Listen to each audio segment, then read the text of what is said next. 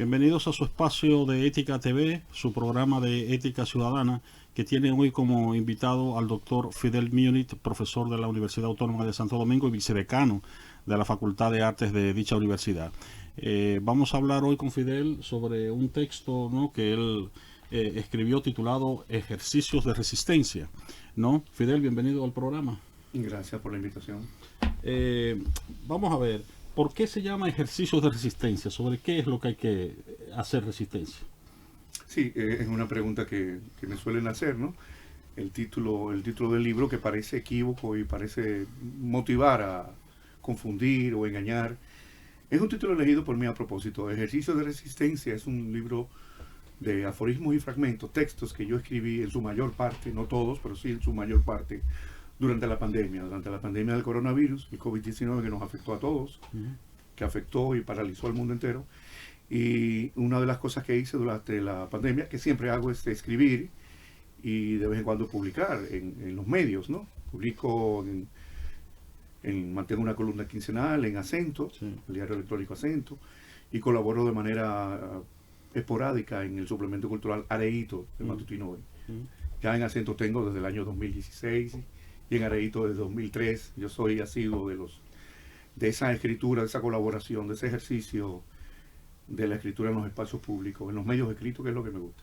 Bueno, durante la pandemia yo escribí, leí, vi películas como la mayoría de la gente, como gran parte de los docentes, del profesorado que estaba recluido en su casa, en aislamiento, en preventivo, y daba clases, igual que tú, clases virtual, la docencia virtual.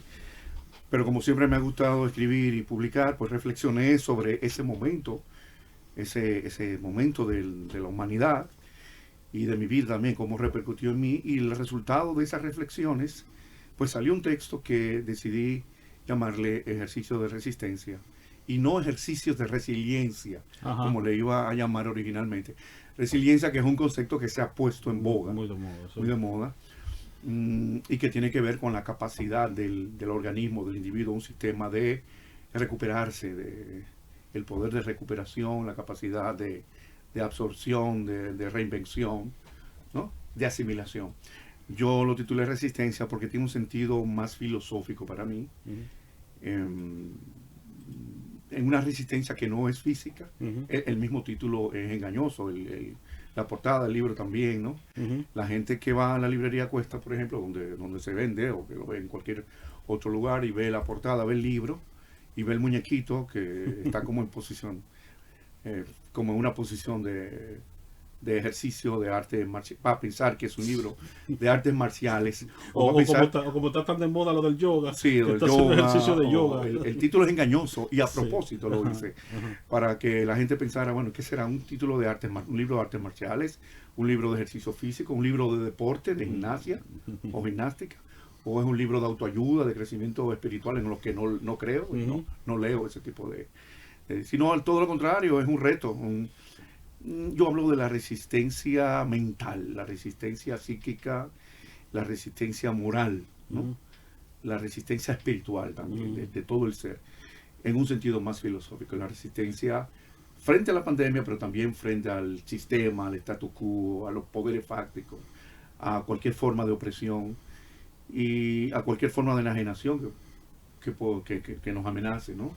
Es esa resistencia que yo reivindico.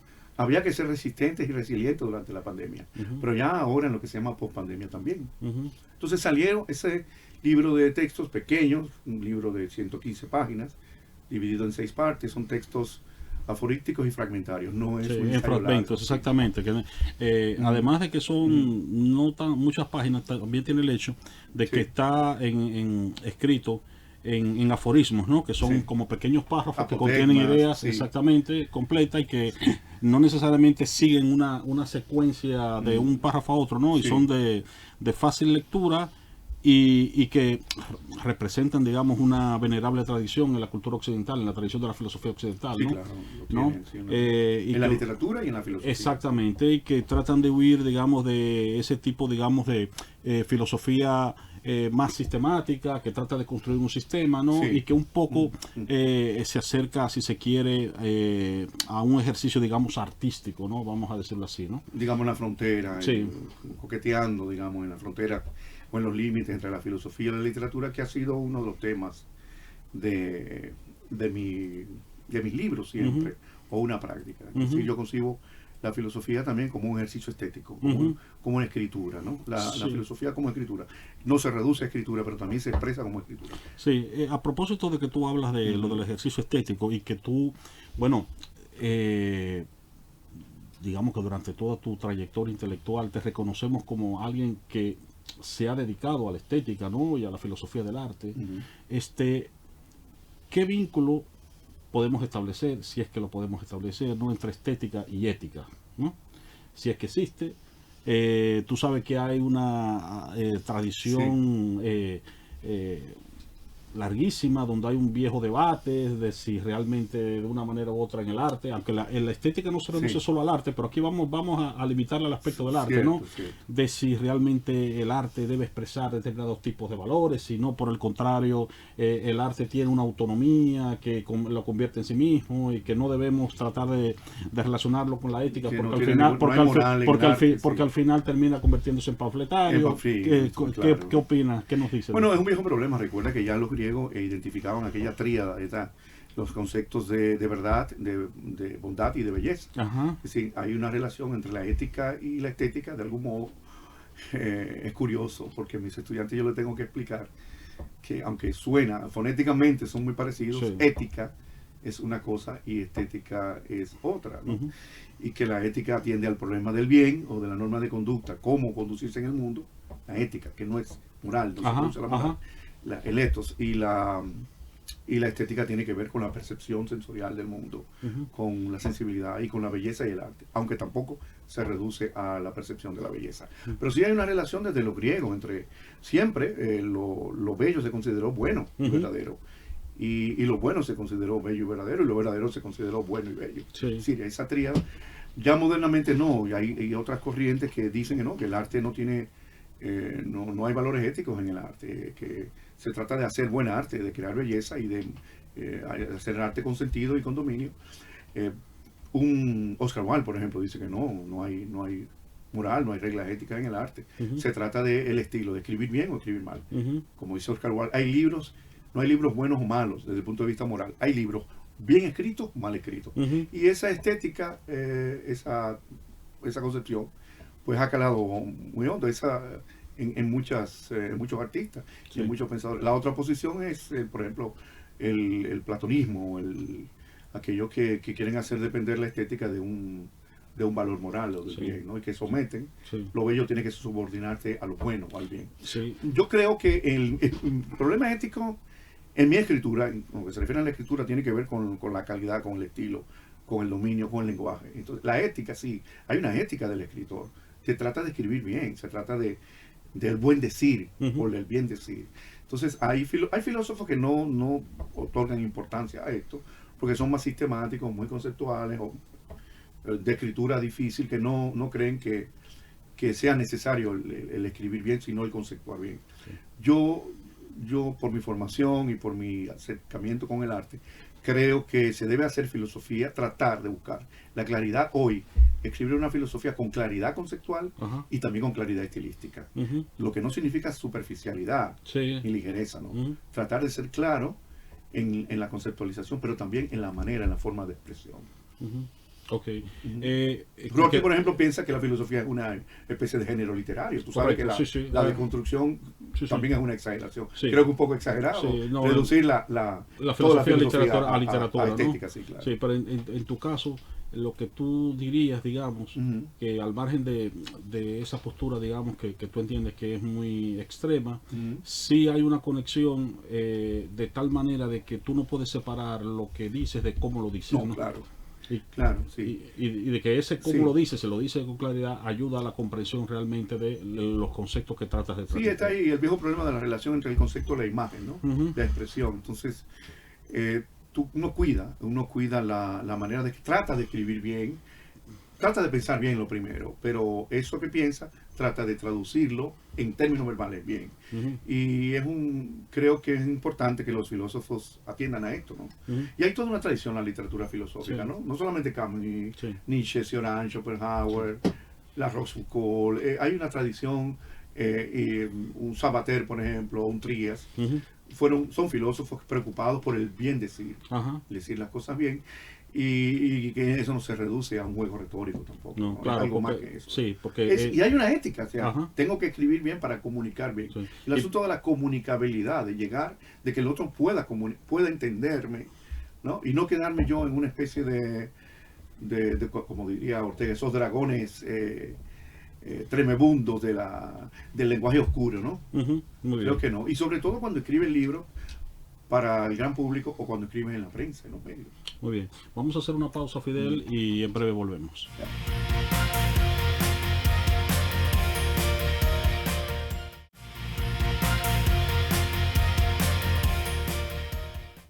Continuamos en su espacio de Ética TV con el doctor Fidel Múnich, dialogando sobre su libro Ejercicios de Resistencia. Fidel, en este texto tú hablas de una resistencia con respecto a la tiranía, pero no la tiranía en el sentido clásico del término, ¿no? Sí. Que asociamos con los regímenes totalitarios, como el de Trujillo, etcétera, sino que tú hablas de digamos, más bien un sistema propio de nuestra época, tal vez muy sustentado en la tecnología, ¿no? Y que refina los mecanismos de control, ¿no? Sí, hablo de ello en algunos de podemos encontrar ahí. Sugiero ese tema. La resistencia a que aludo es más, sobre todo la palabra que antes hace un ratito no dije, es la resistencia existencial. Ajá. Reivindicando un poco a Camus, la rebeldía filosófica, lo rebelde de Camus. ¿Sabes que perdona que te interrumpa, lo pensé, porque alguien dijo que Camus era el filósofo del no. Y entonces tú dices, claro. Bueno, en ese sentido yo como que te asocié aquí. Sí. Dice Camus, ¿no? La pregunta, ¿qué es un hombre rebelde? Un hombre que dice no. Ajá. Un hombre que dice no a la opresión, a la enajenación, al mal. Lo cual es muy llamativo, porque vivimos en una sociedad donde se dice mucho sí. El sí, claro, el sí, pero un sí vacío. Eso, no, o un no sí sumiso ante la autoridad. Sí. Entonces es esa resistencia existencial que uno practica en la escritura, pero también trata de practicar en la vida diaria, fuera de la escritura. Y sí, ahí creo que he venido reflexionando sobre ello, que hoy han aparecido nuevas formas de opresión, nuevas formas de servidumbre, tapadas o encubiertas o subrepticias o sutiles bajo las formas aparentes de regímenes democráticos, que no son totalmente democráticos. Hay nuevas formas de imponer la servidumbre, la humillación, la opresión al ser humano, de alienarlo, de enajenarlo a través de los medios, a través de la publicidad, a través del mercadeo, y los mismos poderes fácticos, ¿no? Las democracias que empiezan a negar su esencia, sus valores, a convertirse en otra cosa. El nuevo orden digital, por ejemplo, que es el verdadero orden que nos va a dominar. Un mundo futuro probablemente dominado por corporaciones transnacionales, las corporaciones tecnológicas, que van a decidir por encima de los gobiernos. Hay nuevas formas de tiranía, pero no ya las tradicionales. Yo estoy de acuerdo, hay nuevas formas de autoritarismo. Lo que pasa es que se disfrazan también, se enmascaran y se mistifican tanto que uno no logra identificarla. Tú tienes que hacer un ejercicio para saber que aquí me están manipulando en este punto, que me están negando derechos, ¿no? Que me estoy alienando. Entonces, ahí es la tarea del estudioso y del filósofo, de construir todos esos mecanismos, ¿no? Sí, cómo bajo la aparente democracia se oculta una pseudo dictadura o una pseudo tiranía. Sí, una de las dificultades tiene que ver o está relacionada con el hecho de que usualmente asociamos los autoritarismos a personas. Sí. Entonces, estos son mecanismos de control despersonalizados, sí. No porque no hayan personas detrás, sino porque funcionan más bien como procesos impersonales, es decir, que tú no puedes atribuir que el control lo está haciendo fulano, que es fulano, un jefe, exactamente, un autócrata, un gobernante. Sí, lo que pasa con las redes sociales, por ejemplo. Sí, claro, y no solamente las redes sociales, hay muchos otros, corporaciones financieras, gobiernos también, grupos de poder detrás de los gobiernos, estructuras internacionales, hay muchos. Ujú. Ahora es mucho más difícil. Yo siempre converso con un amigo y el asunto de la diferencia entre la democracia y el totalitarismo, por ejemplo, la manipulación, el asunto del manejo de las libertades. En un régimen autoritario es más fácil identificar, porque tú sabes que te están manipulando. Yo viví 2 años del régimen comunista checoslovaco, antes de la caída del muro de Berlín y del régimen checo, antes de la primavera. Sí, exacto. Y ya que puedo decirte más o menos cómo funciona. Yo, como extranjero, becario, como estudiante extranjero, lo pude ver. Y para el que no es fanático se da cuenta, me están manipulando. Cuando el gobierno dice que sí, es que no. Ujú. Decía, Occidente es malo. Ujú. Pues tú sabes que Occidente no es tan malo porque te está diciendo que es malo. Ujú. Pero ahora no es más difícil en una democracia distinguir entre el bien y el mal, o entre la verdad y la no verdad, Sí. o la verdad y el engaño, no el error de la lógica, sino Ajá. la mentira o el engaño. Estamos en el reino de la posverdad. Ujú. Como dice Chomsky, se nos hace difícil determinar dónde termina la mentira y dónde empieza la verdad. Ujú. Sí, Porque, porque ya no creemos en los hechos. Sí. Los hechos se manipulan. Están los fake news. Tú no Sí, sabes sí. qué es lo que está pasando. En toda esta guerra de Rusia y Ucrania, ruso-ucraniana, ahí tú no sabes dónde está la verdad. Ujú. Es muy difícil. Bueno, claro, hubo una invasión, hubo una ocupación, una respuesta, hay un apoyo militar de Occidente a Ucrania. Pero ¿qué es lo que hay en el fondo? Ujú. Sí. ¿Es una guerra entre Ucrania y Rusia o es una guerra entre Occidente y Rusia, por ejemplo, Ujú. a través de Ucrania? Entonces, ahí está la labor del analista, del intelectual, Ujú. de lo intelectual crítico, no el que repite cosas leídas, no el que hace su propio ejercicio crítico en la sociedad. Te pongo un ejemplo, hay muchos otros ejemplos ahí. Entonces, es más difícil en las supuestas democracias distinguir, hay que tener entre todo esto, hay que tener ese bisturí, ¿no? Ujú. Tú en el texto hablas, de Sí. hecho, de la necesidad del asombro, que tradicionalmente, ¿verdad?, Sí. está asociada a la filosofía hasta el punto, bueno, Platón, Aristóteles, Jaspers decían que ese era uno de los orígenes de la Sin duda, filosofía, sin ¿no? duda, El asombro, sí, ¿no? sí. Y tú, de hecho, retomas esa metáfora como una actitud fundamental, ¿no?, ante esto que estamos hablando, ¿no? El hecho de cómo tener esta actitud sin la cual no hay criticidad. No. ¿Eh? No, la capacidad de asombro. Recuerdo, ¿tú te acuerdas del libro de Justin Gardner? Ajá, el de mundo de Sofía. que dice, ¿no?, que la filosofía nace de esa capacidad de asombro. Que todo lo que necesitamos, decía él, un poco simple, ¿no? Todo lo que necesitamos para ser filósofos es tener capacidad de asombro. Ujú. Decía y lo repetía, ¿no? Sí. Que ya no es todo, pero es el punto de partida. Sí, claro, es una manera de decir, ¿no? Sí. Es el punto de partida. Ujú. Sin asombro no hay nada. Pero, por ejemplo, ¿qué pasa con la gente que vive en los barrios? Una violencia cotidiana, Ajá. brutal, de los grupos, del narco, de los excesos policiales, arbitrariedades. Ya no se escandalizan, no se asombran frente a la violencia, Ujú. al fenómeno de la violencia, las muertes, los abusos. Lo toman como algo normal. Nosotros mismos. Sí, el que se esté vendiendo en un punto de droga, por ejemplo. Bueno. Sí, pierde la capacidad de asombro y pierde la capacidad, por tanto, la sensibilidad, porque el asombro es esto. Si Sí. tú te asombras es porque eres sensible todavía, Ujú.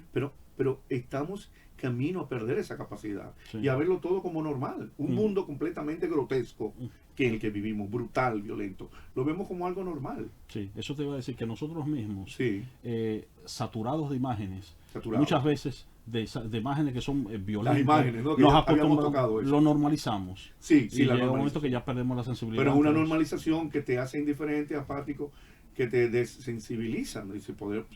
Por decirlo de un modo. Y eso es peligroso también. Claro. Nos acostumbramos a esto y lo damos por sentado. Y es el inicio de una enajenación. Estamos enajenados. Ujú. Ya no nos dice nada. Cuando el mundo deja de hablarte, deja de decirte, cuando la obra de arte ya no te dice nada, en cualquiera de sus expresiones, entonces es que está mal que vamos mal. Ujú. Ujú. ¿Qué otros aspectos tú destacarías, digamos, de este texto?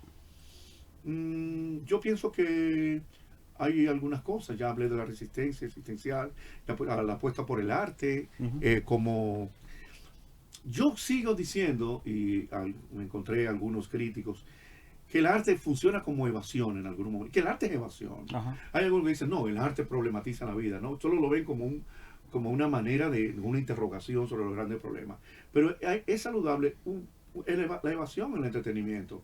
En la pandemia el arte funcionó como evasión. Es decir, estábamos en la casa todo el día. ¿Y qué hacíamos? Bueno, hablo de la clase, lo que yo viví. Pues. No hablo de la... Quizás hay una población que no vivió ese confinamiento, pero yo sí. Y mi familia. ¿Qué hacíamos? O leer, o conversar, o escuchar música, o ver televisión, ver Netflix, leer libros. Y todo eso es... El arte salvó a la gente, salvó a mucha gente de la desesperación. Y del suicidio también. Hubo, de hecho, durante la pandemia, sí, la construcción de un arte no tradicional, por ejemplo, el teatro, ¿no? Que es tan presencial. Sí. Hubo propuestas de teatro virtual, que eso era algo que si te lo hubiesen dicho antes de la pandemia, tú dices, pero ¿cómo va a ser que el teatro virtual? Eso no tiene sentido, exacto. ¿No? Y los conciertos también. Sí, exactamente. Los conciertos solitarios, por ejemplo, no sé, Andrea Bocelli en una catedral de Milán. Sí. Creo que fue, o un estadio abierto cantando él solo. Sí, pero todavía eso, al mundo entero, pero todavía eso de la música es más comprensible. Sí, pero lo del teatro que requiere como esa interacción personal, ¿no? Sí. Bueno, y hay varias cosas que yo creo que el arte hizo un gran aporte para sobrevivir en la pandemia, pero para soportarla, sobre todo, sobrellevarla. En este libro explora la escritura como alternativa, como camino ante el aislamiento preventivo. El arte, ya dije, como una evasión que puede ser saludable ante la pandemia. El aspecto, el tema de la cultura como una fuerza emancipadora. La cultura... Vamos a hacer una pausa porque nos están haciendo la seña, sí. Y vamos a retomar ese tema después de la pausa. Sí. En breve volvemos.